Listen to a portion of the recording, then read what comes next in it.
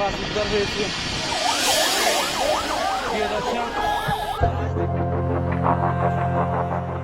চট্টগ্রামের সীতাকুণ্ডের ভাটিয়ারীতে একটি শিপইয়ার্ডে মর্মান্তিক দুর্ঘটনায় এ পর্যন্ত 7 জনের নিহতের খবর পাওয়া গেছে।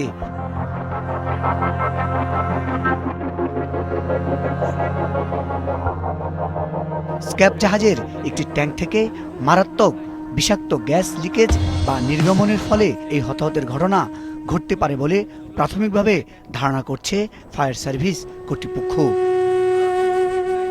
সকালে ভাটিয়ারীর Ferdous steel ship recycling industries কারখানায় এই দুর্ঘটনা ঘটে। শিপইয়ার্ডে একটি স্ক্র্যাপ জাহাজে হাউসকিপিংয়ের কাজ করার সময় ট্যাঙ্ক থেকে হঠাৎ বিষাক্ত গ্যাস নির্গত হয়। গ্যাস লিকের বিষয়টি পরীক্ষা করতে কাছাকাছি গেলে শ্রমিক ও সেফটি টিমের সদস্যরা এর সংস্পর্শে এসে গুরুতর অসুস্থ হয়ে পড়েন বলে জানায় কর্তৃপক্ষ। পরে ফায়ার সার্ভিস ও পুলিশ তাদের উদ্ধার করে চট্টগ্রাম মেডিকেল কলেজ হাসপাতালে নিয়ে গেলে কর্তব্যরত চিকিৎসক 3 জনকে মৃত ঘোষণা করেন। পরে মারা যায় আরও 2 জন।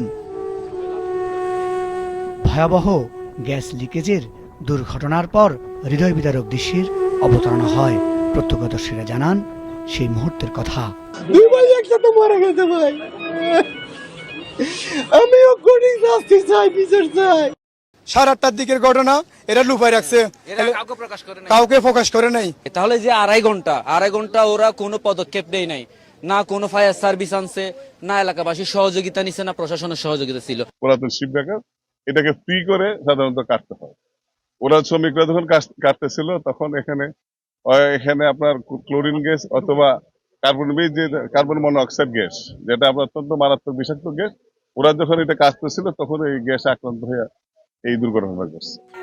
এই ঘটনায় হতাহতের সংখ্যা আরও বাড়ার আশঙ্কার কথা জানিয়েছে ফায়ার সার্ভিস কর্তৃপক্ষ। মুজাহিদ সাকিব, মাছরাঙ্গা নিউজ ডেস্ক।